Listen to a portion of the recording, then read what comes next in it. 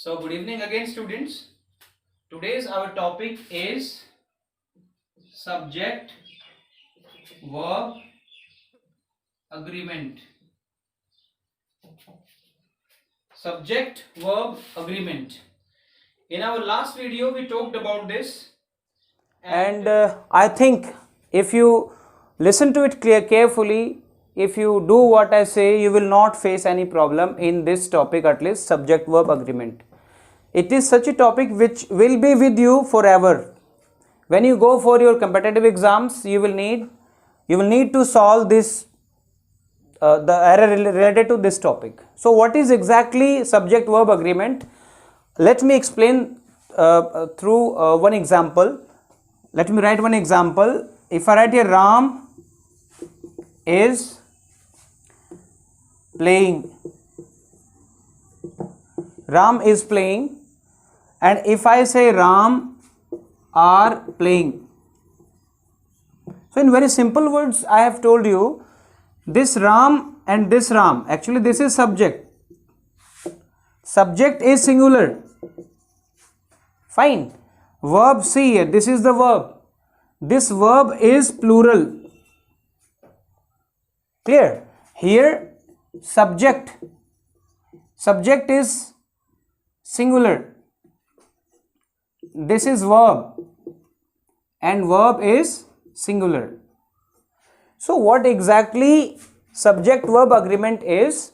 When there is singular subject and singular verb, that is called subject verb agreement.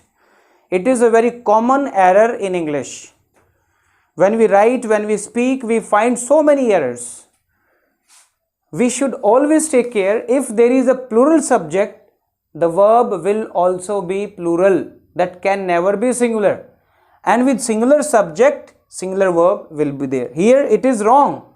This is right and this is wrong. Why? Because this Ram here, singular subject, but verb I have used, that is plural. So there is no agreement between subject and verb.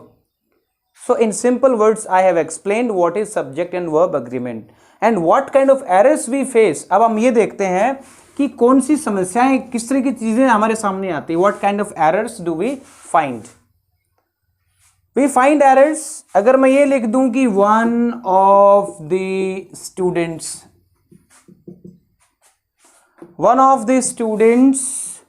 broken the glass. I have written it. One of the students broken the glass. Here this is blank. Something should be there. What should be there? Whether I should has or have. What I should use it. This is a verb. First I will have to see this is the subject. I have to find out the subject first. When I find out the subject, I will be able to know which verb I should use. So I have find out, I am talking about one person. One person who has broken the glass. So one is here singular. This is subject and subject is singular.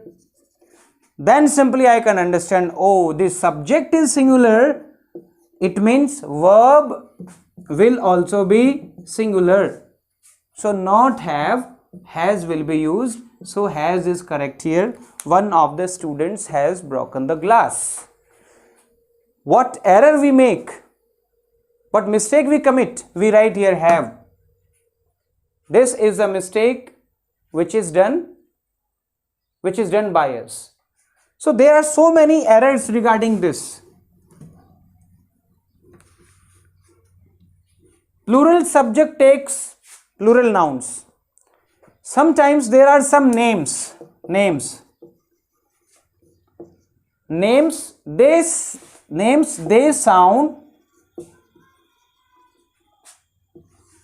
They sound plural.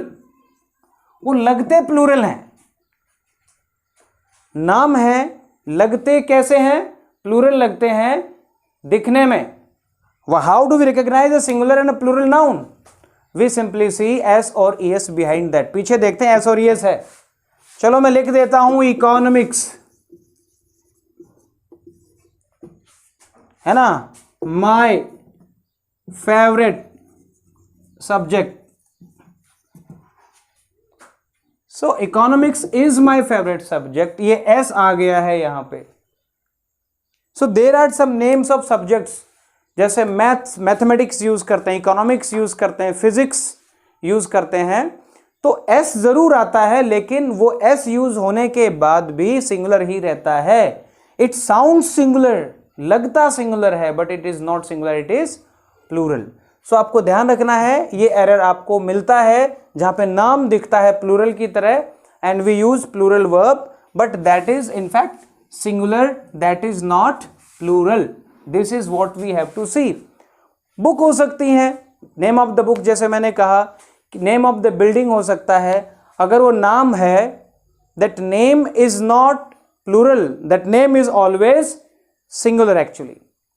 अच्छा, कुछ nouns ऐसे होते हैं जो दिखने में singular होते हैं.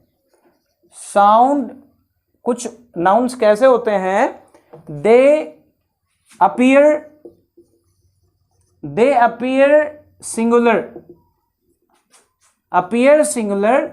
but they are plural.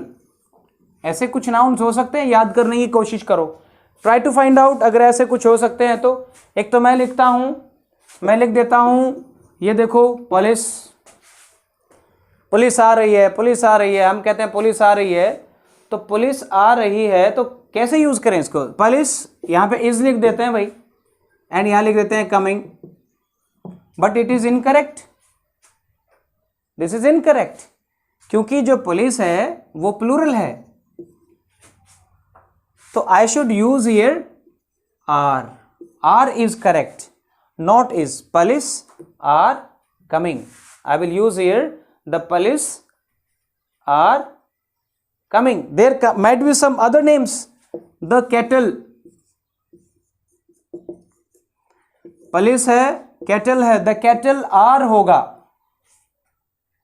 दिखने में सिंगुलर है. कैटल, कैटल मीन्स पशु होते हैं, दिखने में सिंगुलर है, but actually it is plural. We have to see that, और यहीं पे हम मिस्टेक कर जाते हैं. टीम समटाइम्स, जैसे हम कहते हैं ना भाई cricket match is going on, और हम कहते हैं कि भाई इंडिया जो है वो 300 रन्स के ऊपर खेल रहा है, तो हम कहते हैं कि इंडिया, हमें स्कोर बताना, somebody is asking स्कोर, भी स्कोर बता. हमने कहा कि भाई इंडिया जो है वो 300 रन्स पे है, तो हमने कहा इंडिया एट 300 रन्स. ठीक है जी, इंडिया एट 300 रन्स. बीच में क्या लिखूं, इज या आर, तो यहां मैं लिखूंगा आर, क्योंकि India we are talking of team, so it will be use in a plural sense. So when we talk about cattle, police, people, एक और देखते हैं people, we won't use S with people, people itself is a plural noun. ठीक है, so it is always people are outside. Simply I have used it, people are outside. So this is also plural. We use s or es sometimes. This is a common mistake which students make. They use people, they use peoples sometimes. So this mistake should not be made actually. So some nouns which look like singular but they are plural in sense actually. अच्छा, uncountable nouns के लिए क्या treatment देंगे हम? Uncountable nouns कौन से होते हैं भाई बताओ? अनकाउंटेबल नाउन्स वो होते हैं which cannot be counted. Counted does not mean we are not talking about the ability. ये अनकाउंटेबल नाउन्स की बात आती है. कुछ बच्चों से पूछता हूं, अच्छा स्टार्स बताओ काउंटेबल है कि अनकाउंटेबल? वो कहते हैं नहीं जी, स्टार्स तो अनकाउंटेबल है. हाँ अनकाउंटेबल है, लेकिन वो अनकाउंटेबल, ये अनकाउंटेबल अलग अलग हैं. Stars are uncountable means we are not able to count them, भी जिसे काउंट नहीं कर सकते. अदरवाइज स्टार्स भी यूनिट्स में होते हैं, 1 star, 2 star, 3 stars, 4 stars. Water है, वाटर को तो नहीं कह सकते ना 1 water, 2 water, 3 waters, 4 water, we can not say. Star is countable now. Getting my point? So जो अनकाउंटेबल होते हैं which cannot be broken into units, uncountable का मतलब क्या है, which cannot be broken into units. Milk है, बना सकते हो, ग्लासेस में बना सकते हो, मिल्क की यूनिट नहीं तोड़ सकते आप, 1 ग्लास 2 ग्लास कह सकते हो, बट मिल्क की यूनिट नहीं बना सकते आप। तो व्हाट अनकाउंटेबल नाउन्स को जो ट्रीटमेंट देंगे वो कैसा होगा, सिंगुलर नाउन का ही ट्रीटमेंट होगा। We will use singular noun. Milk is boiling, not milk are boiling actually. आपके घर का फर्नीचर है, आपके घर का फर्नीचर है तो क्या है वो, काउंटेबल है कि अनकाउंटेबल है, that is uncountable noun. Furniture is, the furniture of my house is new, है ना, the furniture at my home is new. मुझे आर यूज नहीं करना है। Knowledge is uncountable noun, again simply uncountable, or it is an abstract noun actually. Knowledge is abstract noun. So we will use singular with uncountable nouns. Information के साथ is लगाए, बड़ा common सी एक mistake होती है। अगर एक बच्चा कहता है कि give me some information, he gave me, कई बार एन लगा देते हैं, इंफॉर्मेशन। ये इंफॉर्मेशन जो है अपने आप में एक अनकाउंटेबल नाउन की तरह ट्रीट होगा। We will not use S here, we only can say a piece of information, but we never say informations. ठीक है, मैं इसको सब्जेक्ट वर्ब से देखता हूं। इन द, मैंने कहा the information correct, the information correct is are, ठीक है, is होगा, informations तो हो ही नहीं सकता, that is incorrect actually. So we will have to see ये noun दिखने में कैसे हैं, ऐसे लगते हैं जैसे सिंगुलर है, and we can change into plural, but they will be singular के singular nouns ही रहेंगे एक्चुअली। ऐसे ही अगर हमने यूज किया है अ पेयर ऑफ, तो अ पेयर ऑफ शूज, किसी भी चीज का अ पेयर यूज किया है तो पेयर 2 का हो सकता है, but subject is again singular. This a pair, a dozen, 100, a pair, a dozen, 100, it will be singular. Here we have to see that actually. We do one more thing, हम add करते हैं, nouns को हम add करते हैं, किससे, जब and से जोड़ेंगे तो ये क्या हो जाएगा, प्लूरल। ठीक है, my friend and his father are, क्योंकि 2 मिलके क्या हो गया, प्लूरल हो गया। Plural subject, plural verb. इसको और से ऐड करते हैं, जब और से ज्वाइन करेंगे तो ये सिंगुलर ही रहेगा, it will have singular verb. Carry my point. और भी है, और से यूज करें, एज वेल एज से करें, as well as, together with से करें। इनसे जब भी हम इसको जोड़ेंगे तो सिंगुलर सब्जेक्ट सिंगुलर ही रहेगा और वर्ब भी उसके साथ सिंगुलर यूज करेंगे, ये हमें ध्यान रखना है। These are the common mistakes which we make while writing and while speaking. थोड़ा सा और आगे चलते हैं। You have heard about either neither, है ना, let us use either. Either और जो है, जब इसको जोड़ते हैं हम तो बेटा सिंगुलर वर्ब यूज होगी, ध्यान रखना है आपको। नाइदर के साथ भी वही होगा, नाइदर नोर, यहां पे भी सिंगुलर ही यूज होगा।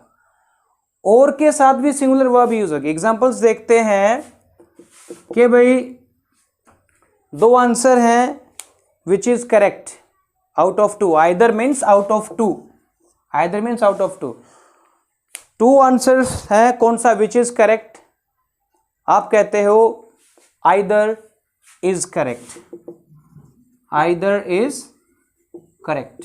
तो आइदर के साथ हमने यूज किया इज का, क्योंकि ये भी सिंगुलर और ये भी सिंगुलर। अगर मैं ये कहूं कि कोई काम, विंडो हैज बीन ब्रोकन, किसने तोड़ी है विंडो, या तो ए ने या बी ने, आइदर ए और B has broken, either A और B has broken the window, either और B, and this is has actually. दो में से कोई भी आंसर करेक्ट है, either of the an answer is correct और आर करेक्ट, इज करेक्ट। दोनों में से कोई भी आंसर करेक्ट नहीं है, neither of the answer is correct, यहां आर नहीं होगा। So we have to take care with either and neither, or whether we use singular verb because the subject is singular. इतना तो क्लियर है। When we were in small classes we used to study कि plural verb के साथ में plural subject और singular verb के साथ में सिंगुलर सब्जेक्ट, ये हमें ध्यान रखना है। Clear? The man who was going to market is a teacher.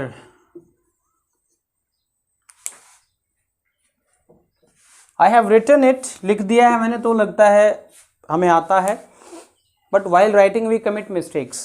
The man who was going to market is a teacher.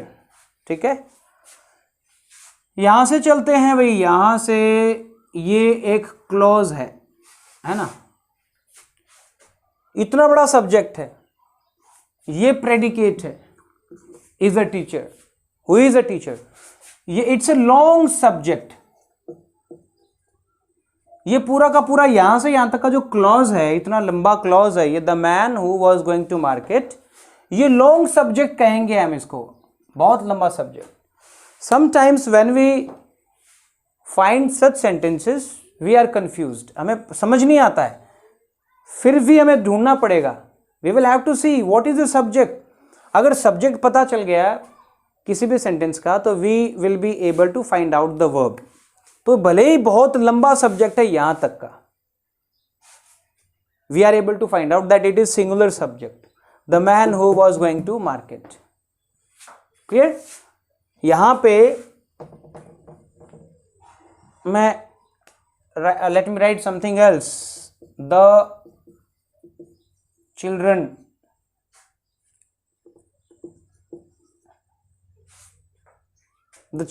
who were going to market, अब यहां पे is नहीं होगा क्योंकि ये सब्जेक्ट लॉन्ग सब्जेक्ट है, क्लॉज है एक, it is a very long subject, but I have understood that this is plural subject, so here I should use singular verb और plural verb.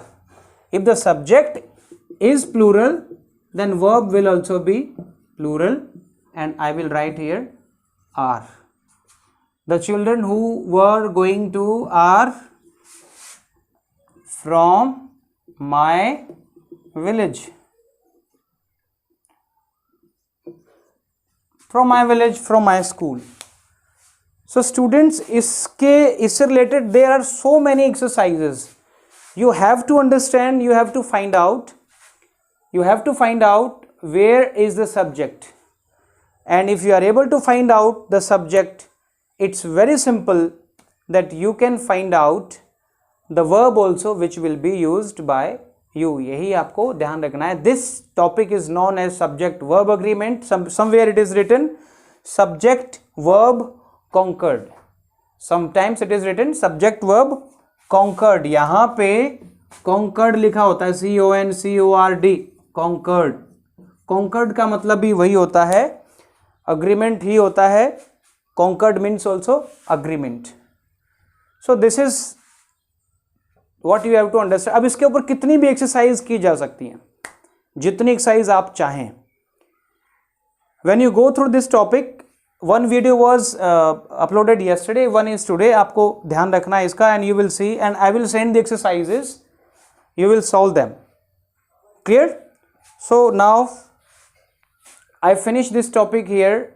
This was a basic, you can say, explanation or basic description of this topic.